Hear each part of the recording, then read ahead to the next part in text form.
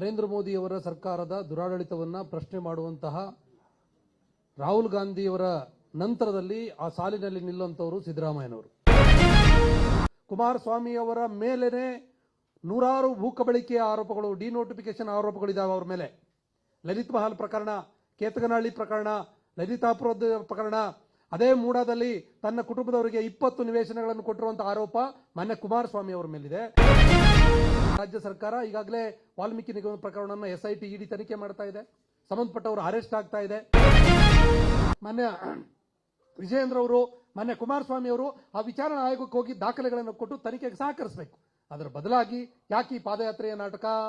ಯಾರ ವಿರುದ್ಧ ಈ ಪಾದಯಾತ್ರೆ ನಾಟಕ? ಷಡ್ಯಂತ್ರ ಕುತಾಂತ್ರವನ್ನು ಇವತ್ತು ಮುಖ್ಯಮಂತ್ರಿ ಆಗಿ ಕೆಲಸ ಮಾಡಿ ಇವತ್ತು ಕೇಂದ್ರಕ್ಕೆ ಹೋಗಿರುವಂತಹ ಕುಮಾರಸ್ವಾಮಿ ಈ ನಾಟಕ ಮಾಡ್ತಾ ಇದ್ದಾರೆ. ಸ್ವತಃ ಅವರ ತಂದೆಯವರನ್ನೇ ಜೈಲಿಗೆ ಕಳಿಸಿರುವಂತಹ ಮಾನ್ಯ ವಿಜಯೇಂದ್ರರವರು ಇವತ್ತು ನಾನು ಬಹಳ ಸ್ವಚ್ಛ ಹರಿಶ್ಚಂದ್ರ ಅನ್ನೋ ರೀತಿಯ ಪಾತ್ರಗಳನ್ನ ಇಲ್ಲಿ ಮಾಡೋದಕ್ಕೆ ಶುರು ಮಾಡಿದ್ದಾರೆ.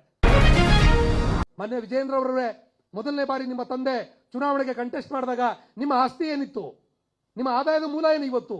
ಯಾಕೆ ಇವತ್ತು ಸಾವಿರಾರು ಪಟ್ಟು ಆಸ್ತಿ ಹೆಚ್ಚಾಗಿದೆ? ಎಲ್ಲಿಂದ ಬಂತಿದು? ಪಾದಯಾತ್ರೆ ಮಾಡ್ತೀವಿ ಮಳೆಗಾಲದಲ್ಲಿ, ಅತಿವೃಷ್ಟಿಯಾಗಿ ಇವತ್ತು ಜನ ಮುಳುಗ್ತಾ ಇದ್ದಾರೆ, ರೈತರು ಕಂಗಾಲಾಗಿದ್ದಾರೆ. ಅದರ ಬಗ್ಗೆ ಮಾಡಿ. ಈ ಪಾದಯಾತ್ರೆ ಹೋರಾಟದ ಅಸ್ತ್ರವನ್ನ ದುರುಪಯೋಗ ಪಡಿಸ್ಕೋಬೇಡಿ. ದುರುಪಯೋಗ ಪಡಿಸ್ಕೊಂಡು ನಮ್ಮನ್ನೇನಾದ್ರೂ ಬೆದರಿಸೋಕೆ ಬಂದ್ರೆ ಮಾನ್ಯ ಕುಮಾರಸ್ವಾಮಿ ಅವರೇ, ಮಾನ್ಯ ವಿಜಯೇಂದ್ರ ಅವರೇ, ನಿಮ್ಮನ್ನ ನಾವು ಬೀದಿಯಲ್ಲಿ ಎದುರಿಸ್ತೀವಿ. ಇಡೀ ದೇಶದೊಳಗಡೆ ಇವತ್ತು ನರೇಂದ್ರ ಮೋದಿಯವರ ಸರ್ಕಾರದ ದುರಾಡಳಿತವನ್ನ ಪ್ರಶ್ನೆ ಮಾಡುವಂತಹ ರಾಹುಲ್ ಗಾಂಧಿಯವರ ನಂತರದಲ್ಲಿ ಆ ಸಾಲಿನಲ್ಲಿ ನಿಲ್ಲುವಂತವರು ಸಿದ್ದರಾಮಯ್ಯನವರು. ಹಾಗಾಗಿ ದೇಶ ಮಟ್ಟದಲ್ಲಿ ಸಿದ್ದರಾಮಯ್ಯ ಅವರನ್ನ ಹತ್ತಿಕ್ಕಬೇಕನ್ನುವಂತಹ ಕುತಂತ್ರಗಳು ನಡೀತಾನೆ ಇದೆ. ಅದು ಸಹಜ. ಎರಡನೇ ಅಂಶ ಇಲ್ಲಿ ಗಮನಿಸಬೇಕಾಗಿರೋದು, ಕಳೆದ ವಿಧಾನಸಭೆ ಮತ್ತು ಲೋಕಸಭೆಯಲ್ಲಿ ಸಿದ್ದರಾಮಯ್ಯನವರ ನೇತೃತ್ವದಲ್ಲಿ SC, ST, OBC ಮೈನಾರಿಟಿ ದಮನಿತ ಸಮುದಾಯಗಳು ಒಂದು ಒಳ್ಳೆಯ ಚುನಾವಣೆಯ ಫಲಿತಾಂಶವನ್ನು ಕೊಟ್ಟಿರೋದ್ರಿಂದ ಸಿದ್ದರಾಮಯ್ಯನವರ ಕೈ ಬಲಪಟ್ಟಿರೋದಷ್ಟೇ ಅಲ್ಲದೆ ಬಿಜೆಪಿಗೆ ದೊಡ್ಡ ಪ್ರಮಾಣದಲ್ಲಿ ಹಿನ್ನಡೆಯಾಗಿದೆ. ಹಾಗಾಗಿ ಸಿದ್ದರಾಮಯ್ಯರನ್ನ ಕಟ್ಟಿ ಹಾಕಬೇಕನ್ನುವಂತಹ ಕಾರಣಕ್ಕಾಗಿ ಏನೆಲ್ಲಾ ಸಾಹಸಗಳನ್ನ, ದುಸ್ಸಾಹಸಗಳನ್ನ ಇವರು ಮಾಡ್ತಾ ಇದ್ದಾರೆ. ಅದರ ಭಾಗವಾಗಿ ವಾಲ್ಮೀಕಿ ನಿಗಮದ ಹಗರಣವನ್ನ ಮತ್ತು ಮೈಸೂರಿನ ನಗರಾಭಿವೃದ್ಧಿ ಹಗರಣವನ್ನ ಒಂದು ಬಿಂಬಿಸೋದ್ರ ಮುಖಾಂತರ ಅವರನ್ನ ಹತ್ತಿಕ್ಕೋದಕ್ಕೆ ಮತ್ತು ಅಸ್ಥಿರಗೊಳಿಸೋದಕ್ಕೆ ಹೊರಟಿದ್ದಾರೆ. ಆದರೆ ಇಲ್ಲಿ ಗಮನಿಸಬೇಕಾಗಿರೋದು ಏನಂತಂದ್ರೆ, ಈ ತರದ ಯಾವುದೇ ಪ್ರಕರಣಗಳಲ್ಲಿ ಸಿದ್ದರಾಮಯ್ಯರನ್ನ ಸಿಕ್ಕಿಸಿ ಅದರಿಂದ ಮಜಾ ತಗೊಳ್ಳೋಕೆ ಇವರಿಂದ ಸಾಧ್ಯ ಆಗೋದಿಲ್ಲ. ಯಾಕಂತಂದ್ರೆ ಯಾರು ಈ ಹೋರಾಟವನ್ನು ಮಾಡ್ತಾ ಇದ್ದಾರೆ, ಮಾನ್ಯ ಕುಮಾರಸ್ವಾಮಿ ಅವರ ಮೇಲೇನೆ ನೂರಾರು ಭೂಕಬಳಿಕೆಯ ಆರೋಪಗಳು, ಡಿನೋಟಿಫಿಕೇಶನ್ ಆರೋಪಗಳಿದ್ದಾವೆ ಅವರ ಮೇಲೆ. ಲಲಿತ್ ಮಹಲ್ ಪ್ರಕರಣ, ಕೇತಕನಹಳ್ಳಿ ಪ್ರಕರಣ, ಲಲಿತಾಪುರದ ಪ್ರಕರಣ, ಅದೇ ಮೂಡಾದಲ್ಲಿ ತನ್ನ ಕುಟುಂಬದವರಿಗೆ 20 ನಿವೇಶನಗಳನ್ನು ಕೊಟ್ಟಿರುವಂತಹ ಆರೋಪ ಮಾನ್ಯ ಕುಮಾರಸ್ವಾಮಿ ಅವರ ಮೇಲಿದೆ. ಕುಮಾರಸ್ವಾಮಿ ಅವರು ಇವತ್ತು ಬಿಜೆಪಿ ಅವರನ್ನ ಎತ್ತುಕಟ್ಟಿಕೊಂಡು ತಗೊಂಡು ಪಾದಯಾತ್ರೆ ಮಾಡ್ತೀವಿ ಅನ್ನುವಂತ ಈ ನಾಟಕಗಳನ್ನು ಶುರು ಮಾಡಿದ್ದಾರೆ. ನೋಡಿ, ಪಾದಯಾತ್ರೆಗಳಿಗೆ, ಹೋರಾಟಗಳಿಗೆ ಒಂದು ಗೌರವ ಇದೆ. ರೈತರು, ಕಾರ್ಮಿಕರು, ದಲಿತರು, ಸ್ವಾತಂತ್ರ್ಯ ಚಳವಳಿಯಲ್ಲಿದ್ದಂತ ಅನೇಕರು ಪಾದಯಾತ್ರೆಗಳನ್ನ ಒಂದು ರೀತಿಯಲ್ಲಿ ಅದನ್ನ ಒಂದು ಧ್ಯಾನದ ಸ್ಥಿತಿಯಲ್ಲಿ ಹೋರಾಟದ ಸಂಕೇತವಾಗಿ ಬಳಕೆ ಮಾಡ್ತಾ ಇದ್ರು. ಆದ್ರೆ ಇವತ್ತು ಆ ಹೋರಾಟಗಳಿಗೆ ಅಪಾರ್ಥ ಬರೋ ರೀತಿಯಲ್ಲಿ ಹೋರಾಟಗಳನ್ನ ದಿಕ್ ತಪ್ಪಿಸೋದಕ್ಕೆ ಈ ಪಾದಯಾತ್ರೆ ಅನ್ನುವಂಥದ್ದನ್ನ ಇವರು ದುರ್ಬಳಕೆ ಮಾಡ್ತಾ ಇದ್ದಾರೆ ಅನ್ನೋದನ್ನ ಈ ಸಂದರ್ಭದಲ್ಲಿ ಗಮನಿಸಬೇಕು. ಇನ್ನೂ ಒಂದು ಅಂಶವನ್ನು ಈ ಸಂದರ್ಭದಲ್ಲಿ ಹೇಳಬೇಕಾಗಿರೋದು ಏನಂತಂದ್ರೆ, ಇಡೀ ಈ ಪ್ರಕರಣಕ್ಕೆ ಸಂಬಂಧಪಟ್ಟ ರಾಜ್ಯ ಸರ್ಕಾರ ಈಗಾಗಲೇ ವಾಲ್ಮೀಕಿ ನಿಗಮ ಪ್ರಕರಣವನ್ನು SIT ಇಡಿ ತನಿಖೆ ಮಾಡ್ತಾ ಇದೆ. ಸಂಬಂಧಪಟ್ಟವರು ಅರೆಸ್ಟ್ ಆಗ್ತಾ ಇದೆ. ತನಿಖೆ ಇನ್ನೂ ಪ್ರಗತಿಯಲ್ಲಿದೆ. ಇದರ ಬಗ್ಗೆ ಅವರು ತಾಳ್ಮೆ ಮತ್ತು ಸಹನೆಯಿಂದ ತನಿಖೆಗೆ ಸಹಕರಿಸೋದ್ರ ಬದಲಾಗಿ ಕೆಸರೇರ ಚಟ ಮಾಡ್ತಾ ಇದ್ದಾರೆ. ಈಗಾಗಲೇ ಸ್ವಂತ ತನ್ನ ಮೇಲೆ ಬಂದಿರುವಂತಹ ಆರೋಪವನ್ನು ಕೂಡ ತಪ್ಪಿಸ್ಕೊಳ್ಳದೆ ಇದಕ್ಕೆ ತನಿಖೆ ಆಗಬೇಕು, ಇದರ ವರದಿ ಸತ್ಯಾಸತ್ಯತೆ ಹೊರಗಡೆ ಬರಬೇಕಂತೇಳಿ ಮಾನ್ಯ ಮುಖ್ಯಮಂತ್ರಿ ಸಿದ್ದರಾಮಯ್ಯನವರು ಇವತ್ತು PN ದೇಸಾಯಿ ಅವರ ನೇತೃತ್ವದಲ್ಲಿ ಆಯೋಗವನ್ನು ರಚನೆ ಮಾಡಿದ್ದಾರೆ. ವಿಚಾರಣಾ ಆಯೋಗ ತನಿಖೆಯನ್ನು ಪ್ರಾರಂಭ ಮಾಡಿದೆ. ಅಂದ್ರೆ ವರದಿಯನ್ನು ನಾವೆಲ್ಲರೂ ಕಾಯಬೇಕು. ಅಗತ್ಯವಾಗಿ ಇವರ ಹತ್ರ ಏನಾದರೂ ದಾಖಲೆಗಳಿದ್ರೆ ಮಾನ್ಯ ವಿಜಯೇಂದ್ರ ಅವರು, ಮಾನ್ಯ ಕುಮಾರಸ್ವಾಮಿ ಅವರು ಆ ವಿಚಾರಣಾ ಆಯೋಗಕ್ಕೆ ಹೋಗಿ ದಾಖಲೆಗಳನ್ನು ಕೊಟ್ಟು ತನಿಖೆಗೆ ಸಹಕರಿಸಬೇಕು. ಅದರ ಬದಲಾಗಿ ಯಾಕೆ ಈ ಪಾದಯಾತ್ರೆಯ ನಾಟಕ? ಯಾರ ವಿರುದ್ಧ ಈ ಪಾದಯಾತ್ರೆ ನಾಟಕ? ಬಹಳ ಸ್ಪಷ್ಟವಾಗಿ ಇಲ್ಲಿ ಗೊತ್ತಾಗಿರೋದಂದ್ರೆ, ಸಿದ್ದರಾಮಯ್ಯ ಸಂವಿಧಾನದ ಪರ, ಸಿದ್ದರಾಮಯ್ಯ ದಲಿತ ಹಿಂದುಳಿದವರ ಪರ, ಸಿದ್ದರಾಮಯ್ಯ ಅಲ್ಪಸಂಖ್ಯಾತರ ಪರ, ಸಿದ್ದರಾಮಯ್ಯ ಕನ್ನಡದ ಅಸ್ಮಿತೆಯ ಪರ, ಸಿದ್ದರಾಮಯ್ಯ ಬಡವರ ಪರವಾಗಿ ಕಾರ್ಯಕ್ರಮ ಗ್ಯಾರಂಟಿಗಳನ್ನು ಕೊಡೋದ್ರ ಮುಖಾಂತರ ನೇರವಾಗಿ ಯೋಜನೆಗಳನ್ನ ಜನರಿಗೆ ತಲುಪಿಸ್ತಾ ಇದ್ದಾರೆ. ಹಾಗಾಗಿ ನಮಗೆ ಲೂಟಿ ಮಾಡೋದಕ್ಕೆ ಅವಕಾಶ ಇಲ್ಲ, ದುಡ್ಡು ಮಾಡೋದಕ್ಕೆ ಅವಕಾಶ ಇಲ್ಲ, ಜಾತಿ ಮಾಡೋದಕ್ಕೆ ಅವಕಾಶ ಇಲ್ಲ. ಹಾಗಾಗಿ ಈ ಮನುಷ್ಯನನ್ನ ಮುಗಿಸಾಕಿದ್ರೆ ನಾವು ಅಧಿಕಾರಕ್ಕೆ ಬರ್ಬೋದು ಅನ್ನುವಂತ ಷಡ್ಯಂತ್ರ ಕುತಾಂತ್ರವನ್ನು ಇವತ್ತು ಮುಖ್ಯಮಂತ್ರಿ ಆಗಿ ಕೆಲಸ ಮಾಡಿ ಇವತ್ತು ಕೇಂದ್ರಕ್ಕೆ ಹೋಗಿರುವಂತಹ ಕುಮಾರಸ್ವಾಮಿ ಈ ನಾಟಕ ಮಾಡ್ತಾ ಇದ್ದಾರೆ. ಸ್ವತಃ ಅವರ ತಂದೆಯವರನ್ನೇ ಜೈಲಿಗೆ ಕಳಿಸಿರುವಂತಹ ಮಾನ್ಯ ವಿಜಯೇಂದ್ರರವರು ಇವತ್ತು ನಾನು ಬಹಳ ಸ್ವಚ್ಛ ಹರಿಶ್ಚಂದ್ರ ಅನ್ನೋ ರೀತಿಯ ಪಾತ್ರಗಳನ್ನು ಇಲ್ಲಿ ಮಾಡೋದಕ್ಕೆ ಶುರು ಮಾಡಿದ್ದಾರೆ. ಮಾನ್ಯ ವಿಜಯೇಂದ್ರ ಅವರೇ, ಮೊದಲನೇ ಬಾರಿ ನಿಮ್ಮ ತಂದೆ ಚುನಾವಣೆಗೆ ಕಂಟೆಸ್ಟ್ ಮಾಡಿದಾಗ ನಿಮ್ಮ ಆಸ್ತಿ ಏನಿತ್ತು? ನಿಮ್ಮ ಆದಾಯದ ಮೂಲ ಏನು ಇವತ್ತು? ಯಾಕೆ ಇವತ್ತು ಸಾವಿರಾರು ಪಟ್ಟು ಆಸ್ತಿ ಹೆಚ್ಚಾಗಿದೆ? ಎಲ್ಲಿಂದ ಬಂತಿದು? ಹಮಾಲಿ ಮಾಡಿದ್ರಾ? ಬೆವರು ಸುರಿಸಿದಿರಾ? ಶಿಕಾರಿಪುರದ ಅಕ್ಕಪಕ್ಕದಲ್ಲಿ ನೀವು ವಶ ಮಾಡಿಕೊಂಡಿರೋ ಭೂಮಿ ಗತಿ ಏನು? ಅಲ್ಲಿ ನಮ್ಮ SC ST ಗಳನ್ನ ಒಕ್ಕಲೆಬ್ಬಿಸಿದ ಪ್ರಕರಣಗಳೆಷ್ಟು? ಇವೆಲ್ಲವೂ ನಮಗೆ ಗೊತ್ತಿದ್ದಾವೆ. ಬಿಜೆಪಿ ಒಳಗಡೆನೂ ಕೂಡ ಇವತ್ತು ಒಂದು ಚರ್ಚೆ ಇದೆ. ಈಗಾಗಲೇ ನಮ್ಮ ಹಿರಿಯರು ಹೇಳಿದಾಗೆ ವಿಜಯೇಂದ್ರರವರು ಅವರು ಬದಲಾಗಬೇಕಂತ ಹೇಳಿ ಒಂದು ಕೂಗು ಜೋರಾಗಲ್ಲಿ ಎದ್ದಿರೋದ್ರಿಂದ ತನ್ನ ಕುರ್ಚಿಯನ್ನು ಭದ್ರ ಮಾಡ್ಕೊಳ್ಳೋಕೆ ಸಿದ್ದರಾಮಯ್ಯನವರ ವಿರುದ್ಧ ಕೆಸರೆರಚೋದಕ್ಕೆ ಬಂದ್ರೆ ಯಾರು ಸುಮ್ಮನೆ ಇರೋದಿಲ್ಲ. ಕುಮಾರಸ್ವಾಮಿಗಳೇ, ಈಗಾಗಲೇ ಕರ್ನಾಟಕ ರಾಜ್ಯದ ಜನ ನೀವು ಬೇಕಾಗಿಲ್ಲ ಅಂತ ಹೇಳಿ ವಿಧಾನಸಭೆಯಲ್ಲಿ ತಿರಸ್ಕಾರ ಮಾಡಿದ್ರು. ಏನೋ ಒಂದು ಕಾರಣದಿಂದ ನಿಮ್ಮನ್ನ ಏನೋ ಕೇಂದ್ರಕ್ಕೆ ಹೋಗ್ಲಿ ಅಂತ ಹೇಳಿ ಇವತ್ತು ಆಯ್ಕೆ ಮಾಡಿ ಕಳಿಸಿದ್ದಾರೆ, ಜವಾಬ್ದಾರಿ ಕೊಟ್ಟಿದ್ದಾರೆ. ಪಾರ್ಲಿಮೆಂಟ್ ನಲ್ಲಿ ಕರ್ನಾಟಕ ಧ್ವನಿಯಾಗಿ ಕರ್ನಾಟಕ ಜನತೆಗೆ ನ್ಯಾಯ ಕೊಡೋದಕ್ಕೆ ಕೆಲಸ ಮಾಡಿ.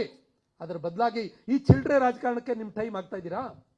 ಈ ಚಿಲ್ಡ್ರೆ ಬುದ್ಧಿಯನ್ನು ಮತ್ತೆ ಯಾಕೆ ನೀವು ಬಹಿರಂಗ ಪಡಿಸ್ತಾ ಇದ್ದೀರಿ? ನಿಮ್ಮ ಕುಟುಂಬದೊಳಗಡೆ 100 ಪ್ರಕರಣಗಳು ಬೀದಿಗೆ ಬಂದಿದ್ದಾವೆ.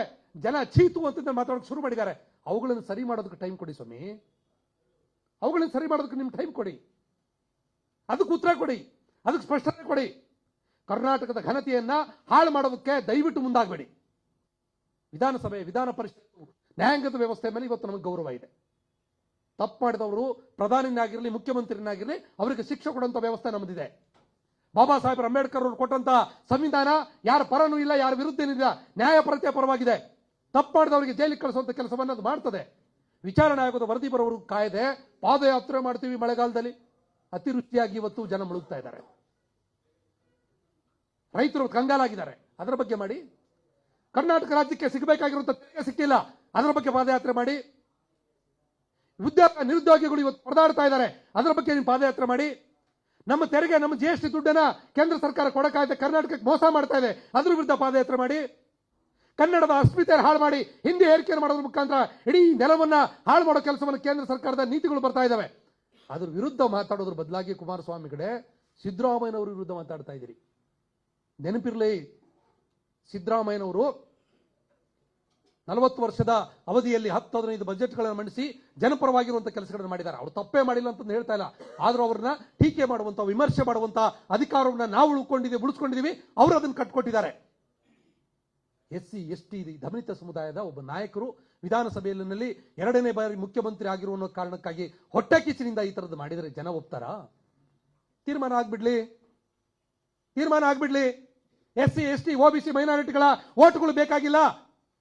ಬಿಜೆಪಿ JDS ಅವರಿಗೆ ಈ ಸಮುದಾಯಗಳ ಬೆಂಬಲ ಬೇಕಾಗಿಲ್ಲ ಅಂತ ಘೋಷಣೆ ಮಾಡಿ ಪಾದಯಾತ್ರೆ ಪ್ರಾರಂಭ ಮಾಡಿ ನೋಡ್ಬಿಡ್ತೀವಿ. 196 ಹಿಂದುಳಿದ ಜಾತಿಗಳು, 101 ಪರಿಶಿಷ್ಟ ಜಾತಿಗಳು, 51 ಪರಿಶಿಷ್ಟ ಪಂಗಡದ ಜಾತಿಗಳು, ಅಲ್ಪಸಂಖ್ಯಾತ ಸಮುದಾಯಗಳು ಎಲ್ಲವೂ ಕೂಡ ಇವತ್ತು ಸಂವಿಧಾನದ ಮೌಲ್ಯಗಳು ಉಳಿಬೇಕನ್ನೋ ಕಾರಣಕ್ಕಾಗಿ ಸಿದ್ದರಾಮಯ್ಯ ಅವರನ್ನು ಬೆಂಬಲಿಸಿದ್ವಿ, ಕಾಂಗ್ರೆಸ್ ಅನ್ನು ಬೆಂಬಲಿಸಿದ್ವಿ. ಆ ಕಾರಣಕ್ಕಾಗಿ 136 ಸೀಟನ್ನು ಕಾಂಗ್ರೆಸ್ ಪಡ್ಕೊಳ್ಳೋದಕ್ಕೆ ಸಾಧ್ಯ ಆಗಿದೆ. ಯಾವುದೋ ಮ್ಯಾಜಿಕ್ ನಿಂದ ಅಲ್ಲ ಸಾಧ್ಯ ಆಗಿದ್ದು. ನಮಗೂ ರಾಜಕೀಯ ಜಾಗೃತಿ ಬಂದಿದೆ, ನಮಗೂ ಸಂಘಟನಾ ಜಾಗೃತಿ ಬಂದಿದೆ. ಈ ನೆಲವನ್ನ, ಈ ಸಮಾಜವನ್ನ, ಈ ಸಂವಿಧಾನವನ್ನ ಉಳಿಸ್ಕೊಳ್ಬೇಕನ್ನೋ ಕಾರಣಕ್ಕಾಗಿ ಕಾಂಗ್ರೆಸ್ ಜೊತೆ ನಾವು ನಿಂತಿದ್ದೀವಿ. ಈ ಕಾಂಗ್ರೆಸ್ ಸರ್ಕಾರವನ್ನ, ಸಿದ್ದರಾಮಯ್ಯರನ್ನ ಅಸ್ಥಿರಗೊಳಿಸೋದಕ್ಕೆ ನೀವು ಬೀದಿಗಿಳಿದ್ರೆ ನಾವೇನೋ ಕೈ ಕಟ್ಕೊಂಡು ಸುಮ್ಮನೆ ಕೂತು ಬಿಡ್ತೀವಾ? ನಮಗೆ ಗೊತ್ತಿದೆ ಸುಮ್ಮನೆ. ಪಾದಯಾತ್ರೆಗಳನ್ನು, ಹೋರಾಟಗಳ ಬೆದರಿಕೆಗಳಿಗೆ ನಾವೆದರೋರಲ್ಲ. ಈ ಪಾದಯಾತ್ರೆ ಹೋರಾಟಗಳು ನಮ್ಮ ರಕ್ತಗತವಾಗಿ ಬಂದಿದ್ದಾವೆ. ಈ ದೇಶದಲ್ಲಿ ಸಂವಿಧಾನ ಅಷ್ಟೇ ಅಲ್ಲ, ಈ ದೇಶದಲ್ಲಿ ಇವತ್ತು ಏನಾದರೂ ಸೌಲಭ್ಯಗಳನ್ನು ಪಡ್ಕೊಳ್ತಾ ಇದೀವಿ ಅಂದ್ರೆ ಹೋರಾಟ ಚಳವಳಿಗಳ ಮುಖಾಂತರ ನಾವು. ಎಲ್ಲಾ ಸರ್ಕಾರಗಳಿಗೂ ಬೆದರಿಕೆ ಅಲ್ಲ, ನಮ್ಮ ಹಕ್ಕೋತ್ತಾಯಗಳನ್ನು ಮಂಡಿಸಿ ಪಡ್ಕೊಂಡಿದ್ದೀವಿ. ಈ ಪಾದಯಾತ್ರೆ ಹೋರಾಟದ ಅಸ್ತ್ರವನ್ನ ದುರುಪಯೋಗ ಪಡಿಸ್ಕೋಬೇಡಿ. ದುರುಪಯೋಗ ಪಡಿಸ್ಕೊಂಡು ನಮ್ಮನ್ನೇನಾದ್ರೂ ಬೆದರಿಸೋಕೆ ಬಂದ್ರೆ ಮಾನ್ಯ ಕುಮಾರಸ್ವಾಮಿ ಅವರೇ, ಮಾನ್ಯ ವಿಜಯೇಂದ್ರ ಅವರೇ, ನಿಮ್ಮನ್ನ ನಾವು ಬೀದಿಯಲ್ಲಿ ಎದುರಿಸ್ತೀವಿ. ಅದಕ್ಕೆ ಬೇಕಾಗುವಂತ ಹೋರಾಟಗಳನ್ನ ಕಟ್ತೀವಿ. ಈ ವಿಚಾರಗಳನ್ನ ನಮ್ಮ ಶೋಷಿತ ಸಮುದಾಯಗಳಿಗೆ ತಿಳಿಸ್ತಾ ಇದೀವಿ. ಶೋಷಿತ ಸಮುದಾಯಗಳು ಕೂಡ ಜಾಗೃತರಾಗಿರಬೇಕು. ಎಂತಹದೇ ಸಂದರ್ಭದಲ್ಲಿ ಎಂತಹದ್ದೇ ಹೋರಾಟಗಳಿಗೆ ಎಲ್ಲರೂ ಸಿದ್ಧರಾಗಬೇಕು. ಆ ನಿಟ್ಟಿನಲ್ಲಿ ನಾವೆಲ್ಲರೂ ಕೂಡ ತಯಾರಿಗಳನ್ನು ಮಾಡಿಸ್ತಾ ಇದೀವಿ. ರಾಜ್ಯವ್ಯಾಪಿ ಪ್ರವಾಸಗಳನ್ನು ಪ್ರಾರಂಭ ಮಾಡ್ತೀವಿ, ಜಾಗೃತಿ ಸಭೆಗಳನ್ನು ಮಾಡ್ತೀವಿ. ಅಗತ್ಯವಿದ್ರೆ ದೊಡ್ಡ ಪ್ರಮಾಣದ ಸಮಾವೇಶಗಳಿಗೂ ಕೂಡ ಮುಂದಾಗ್ತೀವಿ ಅನ್ನುವಂಥ ಅಂಶವನ್ನು ಹೇಳ್ತಾ ನನ್ನ ಮಾತನ್ನು ಮುಗಿಸ್ತೇನೆ. ಧನ್ಯವಾದ.